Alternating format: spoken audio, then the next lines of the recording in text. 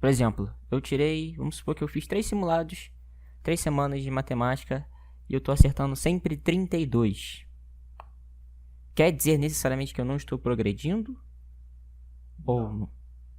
Não quer dizer necessariamente que você não está progredindo. Se você estiver...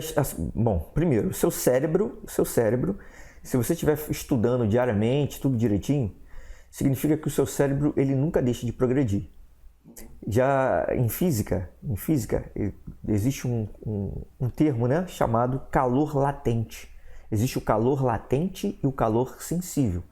O que é o calor latente? O calor latente ele é aquele calor que você dá a um determinado corpo em mudança de fase.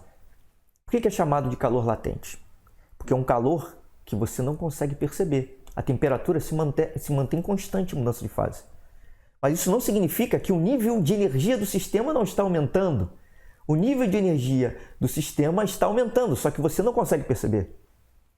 Já o calor sensível é quando acaba a mudança de fase e você começa a perceber a mudança de temperatura. E, obviamente, o calor que você está colocando no sistema.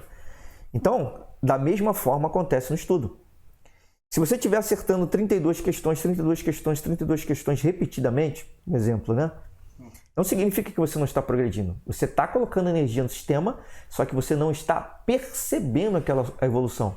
Isso não significa que o seu cérebro, em nível inconsciente, não está fazendo inúmeras ligações para que você melhore. Existe também um outro fator nisso, né? Pode ser que de um simulado para outro você diminua o número de questões. Pode acontecer. E aí, como é que ela vai lidar com isso? Então, o que acontece é o seguinte, isso não significa também que você não está evoluindo. O nível das provas não é o mesmo. A sua estratégia pode ter melhorado, você ter escolhido as questões mais fáceis, isso pode fazer com que a sua pontuação no Enem suba, mesmo você acertando menos questões. Como é que funciona isso? De acordo com o TRI, né, Teoria de Resposta ao Item, que foi adotado pelo Enem desde 2009, o que acontece? Isso ajudou mais as pessoas, beneficiou mais as pessoas que se preocupam com estratégia. Se você acerta, você tem que ser coerente com as suas respostas, é isso que acontece. Então, se você conseguir fazer as questões mais fáceis primeiro, você conseguir treinar para conseguir fazer as mais fáceis primeiro, depois as questões medianas e por último as questões difíceis, pode ser que se você tiver mais treinado para fazer as mais fáceis e acertar as mais fáceis primeiro, você com o mesmo número de acertos, você consiga uma pontuação maior.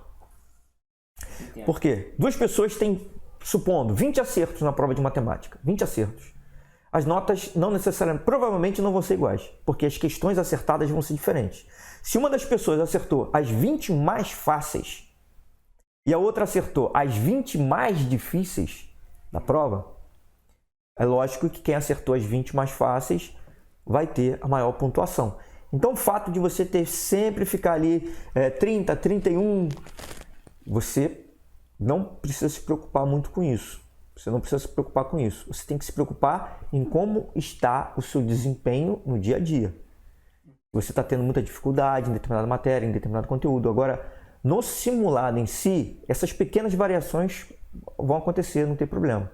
E elas vão ser graduais. A tendência é que aumente se você for fazendo tudo direitinho. Porque as questões são diferentes, né? As questões são diferentes, o nível de dificuldade é diferente de prova para prova. Isso varia. Também a pessoa não vai estruturar o estudo dela no simulado, mas sim nos exercícios, né? Exatamente. O simulado ele só serve para cumprir basicamente esses dois objetivos: saber em que nível está e também saber e se preparar para as condições da prova do Enem. As condições que o candidato, o aluno, vai enfrentar no dia da prova do Enem.